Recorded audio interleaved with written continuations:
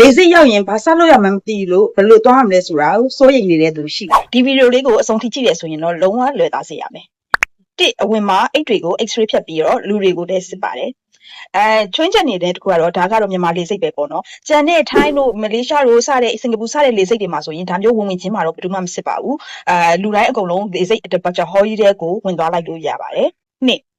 အထက်ရောက်တဲ့အခါကျလို့ရှိရင်ပထမဆုံးကိုစီးမဲ့လေရဲ့ check-in counter ကိုကြည့်ရပါတယ်check-in counter ကိုသိပြီဆိုလို့ရှိရင်တော့ကိုသွားရမယ် check-in counter ကိုရွေးပြီးသွားတယ်ပြီးရင်နံပါတ်3အနေနဲ့လေချောင်းတိုင်းမှာအိတ်တွေကို check-in ယူမယ်ဒီနေရာမှာအရေးကြီးဆုံးဖြစ်တဲ့ boarding pass ကိုကိုယ့်ရဲ့လေလက်မှတ်ကိုပြပြီးတော့ထုတ်ယူရပါမယ်အဲ့ဒီ boarding pass မှာဆိုလို့ရှိရင်ကိုသွားစီးရမယ် gate number နဲ့ခုံနံပါတ်ပါပါတယ်ဒီအဆင့်ကိုပြီးသွားပြီဆိုလို့ရှိရင်တော့ကိုမှာအိတ်တွေကတော့ check-in ဝင်ပြီးသွားပြီအဲ့တော့အပေါ်ကိုဒီတက်ပြီးတော့လေစိတ်လဝကကိုဖြတ်ရမယ်အဲ့ဒီမှာအထွက်တုံးထူပေးပါတယ်လေစိတ်လဝကမှာဆိုလို့ရှိရင်တော့ဘာအကြောက်သွားမှလဲတို့ဘာတို့အကြမ်းမြင်မေးကိုအနှဲငယ်ကိုလည်းမေးတတ်ပါတယ်အဲ့ဒီ dress စင်သစ်ဖြည့်တတ်ရမှာဖြစ်ပါတယ်ရှင်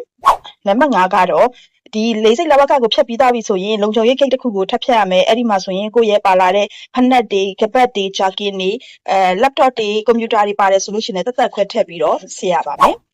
ကဲဒီအဆင့်ကိုကြော်သွားပြီဆိုလို့ရှင်နော်ကိုစီးရမယ်ဂိတ်ကိုသွားပြီးတော့လေရင်ထွက်မဲ့အချိန်ကိုစောင့်ရုံပါပဲနေရင်မထွက်ခင်မိနစ်30မှာ boarding gate ကိုဖွင့်ပြီးတော့လေရင်ပေါ်ကိုခီးသည်တွေတင်ပါတယ်ပြီးရင်တော့လေရင်ကတော့စထွက်ပြီပေါ့လေရင်ပေါ်မှာဆိုရင်အများသောအဖြစ်တော့မြန်မာပြည်ကသွားရင်တော့မြန်မာအမေရိကန်လိုင်းကမုတ်တွေအစားအသောက်တွေကျွေးတတ်ပါတယ်ရှင်ကဲဟိုဘက်ကိုရောက်ပြီဟိုဘက်ကိုရောက်ရင်ဘာဆက်လုပ်ရမလဲဆိုတာကိုတော့ဒီမှာဆက်ပြီးတော့ပြောပြသွားမယ်သူတို့ရဲ့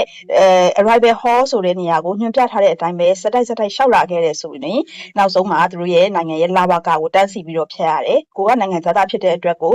foreign passport ဆိုတဲ့နေရာမှာစောင့်ရင်စောင့်တော့မဟုတ်အာဆီယံတိုင်းပြည်ထဲသွားတယ်ဆိုရင်အာဆီယံ passport ဆိုတဲ့နေရာမှာစောင့်ရင်စောင့်ဒါပဲစောင့်ရုံပါပဲအဲ့ဒီလာဝကကိုဖြတ်ပြီးသွားပြီဆိုလို့ရှင်တော့ကိုရဲ့အိတ်တွေကို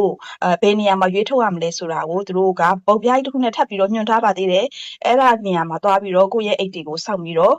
ယူရုံပါပဲအိတ်တွေရပြီဆိုရင်တော့ကိုသွားချင်တဲ့နေရာကိုအဆင်ပြေသွားလို့ရပါပြီ။ကဲနောက်ဗီဒီယိုမှာတော့အလီဆာတို့က transit လေယာဉ်နဲ့ပြောင်းစီရမယ့်သူတွေအတွက်ကို transit ကိုဘယ်လိုမျိုးရှာမလဲဆိုတာကိုထပ်ပြီးတော့ပြပြသွားပါမယ်။ကဲအဲ့တော့ transit လေယာဉ်နှစ်စစ်ပြောင်းစီရမယ့်သူတွေကတော့ဒီ transit လေယာဉ်အကြောင်းကိုသိချင်တယ်ဆိုရင်တော့ဒီဗီဒီယိုလေးအောက်မှာ transit လို့ comment ထားခဲ့ပါရှင်။ငါတခါသွားဖို့အတွက်ကိုလေယာဉ်လက်မှတ်နဲ့ hotel booking tour booking တွေကိုဝယ်ချင်တယ်ဆိုရင်တော့အလီဆာတို့ကအခုချိန်မှာ promotion တွေအများကြီးချပေးထားပြီးလက်ဆောင်တွေလည်းပေးနေတာမို့လို့အလီဆာတို့ကိုအခုပဲဆက်သွယ်ပြီးတော့လေယာဉ်လက်မှတ်ကိုဝယ်လိုက်ပါရှင်။အားလုံးပဲအဆင်ပြေပြေနဲ့ခီးတွေအများကြီးသွားနိုင်ကြပါစေရှင်အလီဆာပါ။